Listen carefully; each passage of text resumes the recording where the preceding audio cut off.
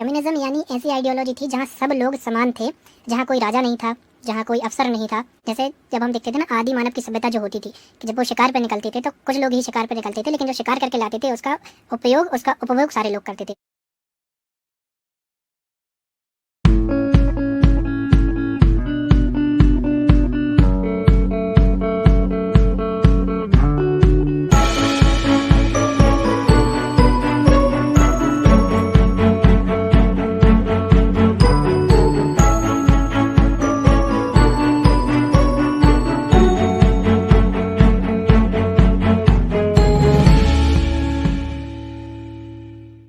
Communism. Karl Marx नाम के एक फिलोसफर थे। उन्होंने एक किताब लिखी थी the manifesto of communism. Communism यानी ऐसी आइडियोलॉजी थी जहाँ सब लोग समान थे, जहाँ कोई राजा नहीं था, जहाँ कोई अफसर नहीं था, जहाँ सब लोग अपनी अपनी मेहनत करते थे और जहाँ सब लोग मिल बांट कर खाते थे और रहते थे। बेसिक फीचर अगर मैं साम्यवाद का ये कहूँ कि सब लोग अपनी अपनी क्षमता से काम करेंगे और अपनी अपनी ज़रूरत का सामान लेंगे। जैसे जब हम देखते थे ना आदि मानव की सभ्यता जो होती थी कि जब वो शिकार पर निकलते थे तो कुछ लोग ही शिकार पर निकलते थे, लेकिन जो शिकार करके लाते थे उसका उपभोग सारे लोग करते थे। तो कुछ ऐसी आइडियोलॉजी थी कम्युनिज्म की, साम्यवाद की। कार्ल मार्क्स का मानना ये था कि कोई भी कितना भी बलिष्ठ हो, कोई भी कितना भी शक्तिशाली हो, वो अपनी पूरी क्षमता से काम करे, लेकिन उसका उपयोग सब बराबर तौर पे करे। तो कहीं ना कहीं इसमें लूप होल ये था कि लोगों में ये चीज़ इसलिए नहीं बैठ पाई कभी कि सबसे पहले तो ये कोई बात नहीं होती कि मैं अगर 8 घंटा काम कर रहा हूँ और सामने वाला 6 घंटा काम कर रहा है तो उसे भी उतना ही मिले और मुझे भी इतना ही मिले। इस तरह से तो कंपटीशन की कोई चीज़ ही नहीं रह जाएगी। इस तरह से तो कोई कभी प्रोग्रेस कर ही नहीं सकता। दूसरी बात ये कि कार्ल मार्क्स कोई राजा नहीं थे, कार्ल मार्क्स कोई तानाशाह नहीं थे, कार्ल मार्क्स एक फिलोसफर थे। तो उन्होंने बस ये कल्पना में ये चीज़ गढ़ी थी कि साम्यवाद जैसी कोई चीज़ होती है, साम्यवाद जैसी कोई चीज़ हो सकती है।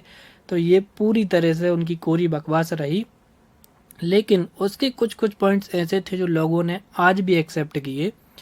पॉइंट्स ऐसे जैसे उन्होंने सपोर्ट किया था कि लोगों को फ्रीडम ऑफ एक्सप्रेशन होना चाहिए, लोगों को फ्रीडम ऑफ स्पीच होना चाहिए, लोगों को बोलने देना चाहिए। दूसरा, सबके लिए फ्री एजुकेशन होनी चाहिए, फ्री एजुकेशन, शिक्षा का सब पे बराबर अधिकार होना चाहिए, ना वो मेरी हो सकती है ना वो तुम्हारी हो सकती है। तीसरा, सबको फ्री हेल्थ मिलनी चाहिए। तो इन तीन चीज़ों में, इनकी 3 पॉइंट्स ने पूरी दुनिया में आज तक एग्जिस्ट कर रहे हैं। सारी दुनिया में फ्री एजुकेशन है, सारी दुनिया में फ्री हेल्थ है, सारी दुनिया में लोगों को काम करने की परमिशन है। इन्होंने जो ये बोला था, एक कॉन्सेप्ट लॉन्च किया था कि मिनिमम वेजेस और काम के घंटे तय होने चाहिए। तो आज लगभग लगभग सभी देशों ने मिनिमम वेजेस तय किए हैं, इंडिया में भी है, और काम के घंटे तय किए हैं कि आप 8 घंटे से ज़्यादा या 10 घंटे से ज़्यादा किसी भी व्यक्ति से काम नहीं ले सकते। इसके फेल होने की भी अपनी रीज़न है कम्युनिज्म के या कहें तो साम्यवाद के फेल होने की, कि साम्यवाद फेल क्यों हुआ। साम्यवाद बेसिकली इसलिए फेल हुआ क्योंकि इसका कोई एग्जिस्टेंस नहीं हो पा रहा था, कहीं भी इसको एग्जिस्टेंस नहीं मिल पाया। सिर्फ एक जगह मिला था, अगर आपने नाम सुना हो, ओशो रजनीश जो गुरु थे, उन्होंने अमेरिका में एक अपनी सिटी बसाई थी।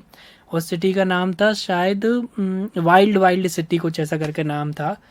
तो उस सिटी में ऐसी परंपरा थी कि लोग सब मिलजुल कर काम करेंगे, कोई किसी का सुप्रीम अथॉरिटी नहीं है, किसी के पास कोई रिस्पॉन्सिबिलिटी तो है, लेकिन किसी के पास कोई भी अथॉरिटी नहीं है, कोई भी किसी को लीड नहीं कर रहा है, सब बराबर चल रहे हैं।